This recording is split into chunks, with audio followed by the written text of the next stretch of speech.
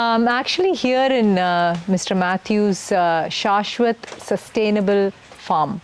And last year, we had come to this area and met with quite a few other organic farmers, and they highly recommended us to go visit Mr. Mathews. And Shri and I were so grateful that we did that, because his whole concept of sustainable living truly aligned with our ethos.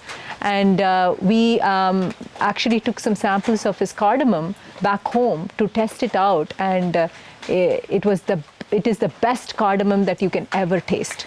Not only me, all my friends back home agreed, and they are looking forward to getting more of the cardamoms. Thank you, Mr. Mathews. And we will hear from Mr. Mathews, his journey, life journey. Okay, thanks. Well, I quit my job about 9 years back because I was not enjoying my job. I was thinking, what's that I'm doing? What's the purpose of my life?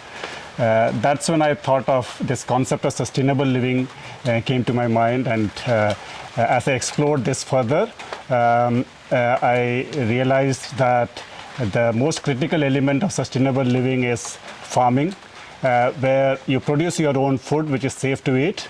And then that's where my journey towards a sustainable living started. So I think it'll be nice for our people who see the video actually see the cardamom grow in a plant. Yeah, sure. Yeah. Please come. So it'll be nice to show them. Yeah, here, let's look at, have a look at this plant. Mm-hmm. This is how cardamom grows. Okay. So it's coming from almost the ground level. So this is what is a panicle. Uh-huh. And this panicle you have the cardamom capsules, these cardamom pods. So do the flowers come first, Mr. Matt? Yeah, flowers come first, and then those develop into pods. Oh, okay. Oh, these look very nice actually, right? Yes, quite healthy. Yeah, quite healthy. So then people sort of give a lot of importance to the look of the cardamom, right? So as a farmer, what do you think people should do when they actually buy cardamom? Okay. People generally prefer cardamom which looks greener in color. Mm-hmm. So what normally is done that when they pluck these capsules, they pluck it just before it actually ripens or matures. Okay. So it's premature which they pluck. So that would have a greener color. Okay. But if you allow it to mature fully, the color lightens. It becomes lighter green. Okay. And when you actually dry it, it would be very light green and sometimes even white if it's fully ripe. Okay. So don't go with the color, because in fact, a ripe cardamom will have much stronger flavor and aroma compared to one which is premature. Okay. It will have a better color, but the one which is ripe will have a better aroma. Okay. So I think you should probably smell the cardamom. Yeah, that's the best way. That's the best way to pick one, smell right? the cardamom. Yeah. See how the aroma is, and that's how you can assess the quality of the cardamom. Of the cardamom. This is what a thrips attack looks like. You have a corky layer on top of the cardamom. This is what is a thrips. It has sucked down this capsule and created this corky layer. Okay. Now, if you take this out and if you dry them, what is there any problem if it had thrip before? Yeah, this one is a minor thrips thing. Yeah. It would not have affected the seeds inside. Okay. So this would taste as good as the normal one. If it is attacking the panicle, then that would result in the flowers shedding and the capsule itself will not come. Okay. Or otherwise, if it is in a premature one, it will be stunted like this one. This will not grow bigger than this. But once you have a normal sized capsule and slight thrips on it, the quality would be the same. So how are you now improving your cardamom with this fertilizer? I mean, how do you overcome this problem? Yeah, that's what we have seen. I mentioned about the neem leaves concoction, Right. Which I am using, and I am seeing the results. So in this plant, if you see, none of the capsules has Thrips in them, thrips right? on it. Yeah. So it is improving. Improving. And Yeah. it's much better now. The yield is much better. Oh, nice. So the neem oil is the It's a concoction neem is leaves. the neem leaf. Yeah. Neem leaf and you said cow dung, right? Cow urine. Cow urine. Yeah. Even the fertilizer that we use, normally for every pest there are also beneficial microorganisms. Okay. Okay. So these beneficial microorganisms help in controlling the pest by either eating of those eggs or say as a parasite living in the pests. So if the soil quality, the soil improves, automatically you will have more of beneficial microorganisms in it, and that also helps to control the pests. So that's why your natural fertilizing method is probably much better, right? Because what you are doing is that you are enriching the soil. Which is the root cause of any issues that you have. If the soil is not good, you'll have more pests. I want people to understand the difference between organic and natural fertilizing. When we talk about plants, the way it absorbs nutrients or how it controls the pests and all, it's all a play of microorganisms present in the soil. Okay. When we provide fertilizers, many of those fertilizers are not absorbed by the plant in that form. It has to be converted into a form which is absorbed by the plants, and that is done by microorganisms. When we talk about organic farming, primarily we have organic or biofertilizers and biocontrol agents. Biofertilizers are certain bacteria which converts the nutrients which are available in the soil into the form which is absorbed by the plants, whether it's nitrogen, phosphorus and potassium primarily. And similarly, when we talk about biocontrol agents, there are certain types of fungus and bacteria which help to control the pests, either by attacking the pest's eggs or becoming a parasite in another pest. That's how the biocontrol agents work. Okay. So in all of this, the way it works is that when there is a problem, it is trying to solve that problem. Yeah. Okay. When we come to natural farming, we are trying to improve the soil. The soil itself, so that it has innumerable number of microorganisms. Right. The biocontrol agents and biofertilizers are produced in the lab. So there is certainly certain limitations of how many organisms would be available in that, would be present in that. But when we are doing it in a natural way, you are introducing or rather enriching the soil and letting the beneficial microorganisms to multiply several times. So when that happens, it will naturally have all the microorganisms which are able to convert the nutrients into the form that is absorbed by the plants. And it also includes certain beneficial microorganisms which feed on the pests or attack the pest eggs and help to control the pests. So that is how what I have found with my practical experience is that natural farming works much better than organic farming. So that's why you moved from transition from the organic farming to natural. That's right. Okay. If you look into a forest, no one is putting fertilizers there.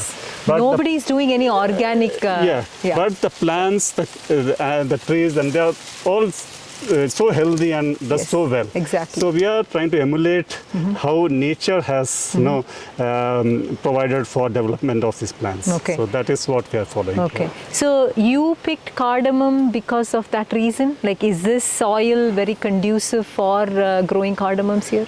The reason I picked cardamom is because this area primarily is suitable for cardamom, and that is the crop which is widely grown here. So I've started off with cardamom. I'm not just taking with cardamom, but initially I started off with cardamom because I've just started the farming, and then slowly I'll go on to have other crops as well here. Okay, so you'll be doing ginger, you said, right? Ginger, turmeric. And in fact, if you are working with the soil, I think any crop will come up well. Yeah, because you are enriching the soil itself. Right. Yeah. Okay. That's very nice. Yeah. So this is a beehive. I mean, we have bees in this. So what is the purpose of the beehive? For cardamom, bees is the primary way of pollination here. Oh, nice. Okay. So- And do you have to?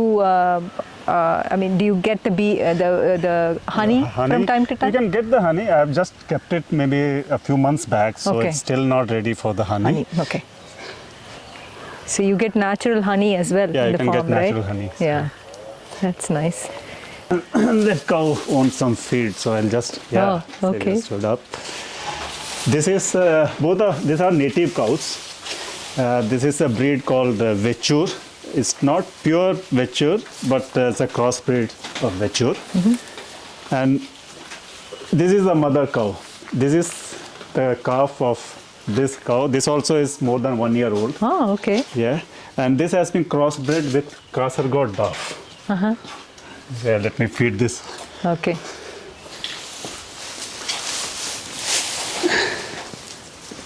Yeah. Here. So these are native breeds of cows, and that was a new calf. It's Yeah. again of that crossbred. It is of Vechur only. Vechur. Yeah.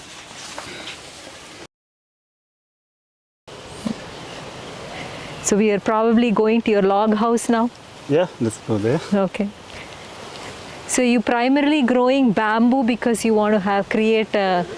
You were also thinking of sustainable, like you want to show people how to live a sustainable life, right? That's true. That's true. And with bamboo is one of the best. You say bamboo is actually a grass. It's not Okay. a tree or a shrub. It's a grass, and it's the fastest growing plant that we can have.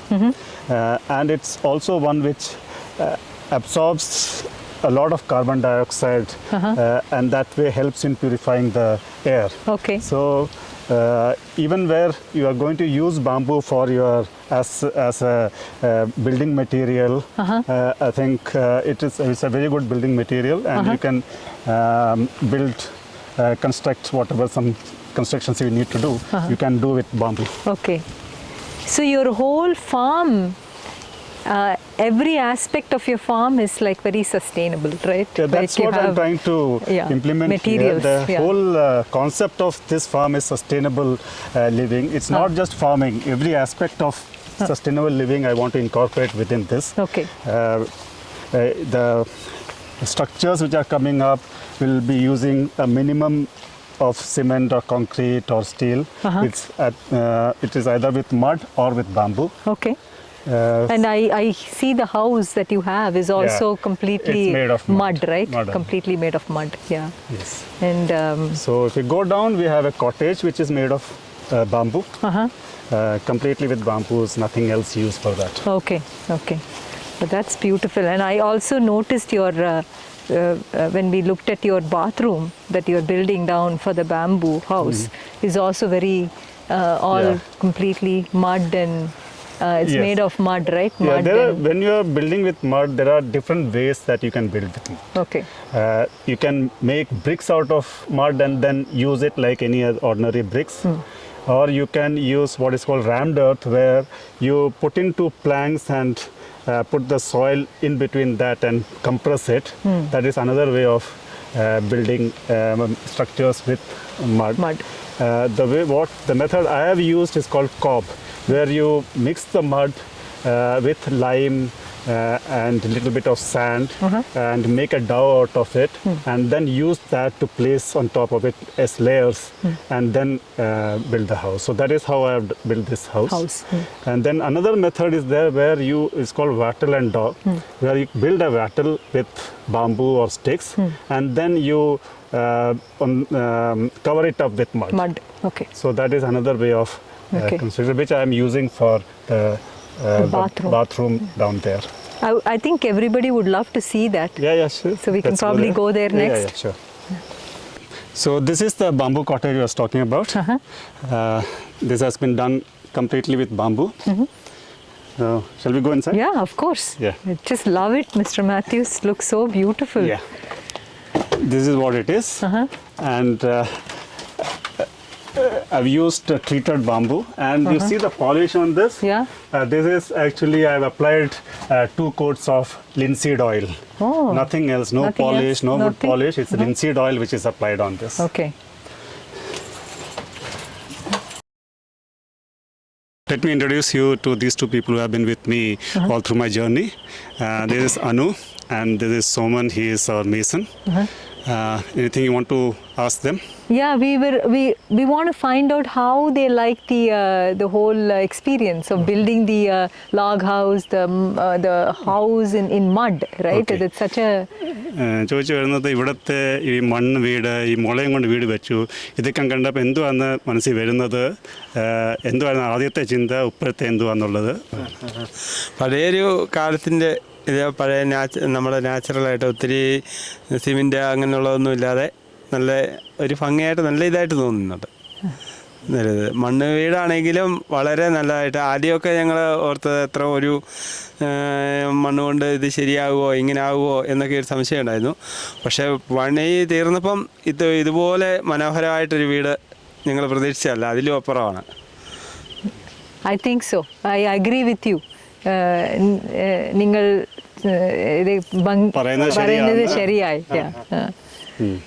So he's our mason. And after coming here, he didn't have prior experience working with bamboo. Now most of my bamboo work he only is doing. So I'll just check with him his experience. മുളയും കൊണ്ട് പണി നേരത്തെ ചെയ്തിട്ടില്ലല്ലോ, ആദ്യമായിട്ടല്ലേ ഇവിടെ വന്ന് ചെയ്യുന്നത്. അത് എന്തോ അതിൻ്റെ എക്സ്പീരിയൻസ് സാറ് തന്ന പറഞ്ഞ് വെച്ച് പറഞ്ഞ് ഞാൻ ചെയ്തു. അതാണ് സാറ് പറഞ്ഞ അനുസരിച്ച് ചെയ്തിരുന്നു. സാർ ഒരു ഐഡിയ ആയിട്ട് തരും, അതിനനുസരിച്ച് നമ്മൾ ചെയ്യും. I'm curious to know this. So this is natural farming, right? And I know a lot of people around are very much geared towards fertilizing, using chemicals and other to get more yield. Now, how are you able to sort of differentiate that in the market now? As of now, there's not much awareness among people or understanding about natural organic farming and the conventional farming. People are not aware how toxic the food is, what they eat every day. Slowly that awareness is coming in, particularly in cities.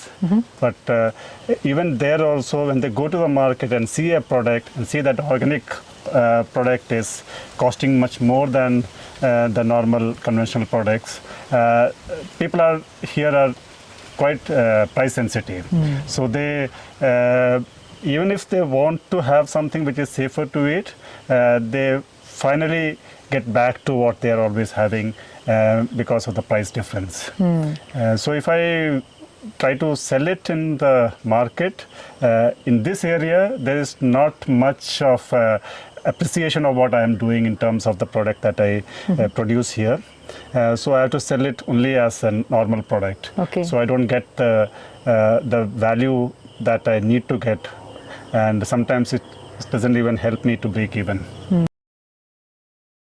In Western countries, right, like at least from my experience, organic is very important. So certification is a must, right? So I do understand from talking to other farmers that certification is very expensive, especially for small time farmers, right? So what is your opinion about that? You're right. Certification is very expensive. Particularly, you are going for a USDA certification. There are very few certifying agencies in India, and going to them for certification, it's very, very costly. Already, I am financially stressed because I'm not able to sell my product here at a better price. And on top of it, if I have to spend on the certification, that will be too much for me, and I won't be able to sustain. If there is an assurance from anywhere that the product would be taken up completely, whatever I produce as organic, and get the price for that, then I'm open to getting the certification. Okay. So I think for people to know how you're farming and the different methods that you're using to actually promote sustainable living is an important factor, because only then people will at least try your products, right? So this is an important factor actually. It's an important factor, and in fact, people who can visit the farm, see what I'm doing, how I'm doing my farming, and they would be convinced that this product is really good. Exactly. And if I go for a certification, the same product would cost much more than what they will have to pay now. So it would be a win-win if people can come and understand what I'm doing and buy the product based on the trust they develop by seeing the farming technique that I use. So I think people should come to Shaashvat Yes, Sustainable. they are most welcome, and they can to have a wonderful experience here. I think so. We are, I mean, once it's all complete, Mr. Mathews, we are in. Yeah, you're most welcome. Yeah. Let me show you around inside the house. So we'll just go to the terrace. Yeah. Come.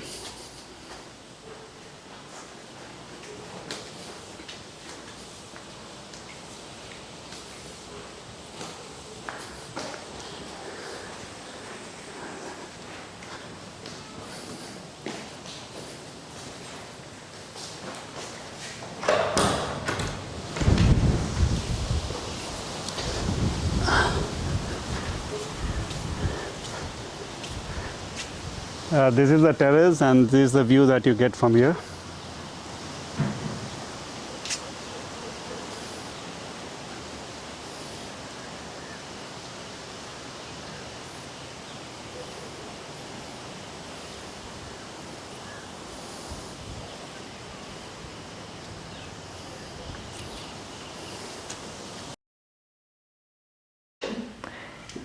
So we are in this beautiful home of Mr. Mathews. This is a kitchen. This house is made of mud, and here is Mr. Mathews and his mother. And how do you like it, Mr. Mathews? Your family, all of you are here, and this is your dream, right? And can you tell us a little bit about it? No, it's exciting having come over here and staying here. And the fact that I'm pursuing a dream that's not easy, it's challenging, it's adventure and it's fun as well. So really enjoying it. Oh, I'm so glad, and I'm sure your mother is very proud of you. Absolutely, she is. So how do you see your role in this community, Mr. Mathews? When I talk about sustainable living,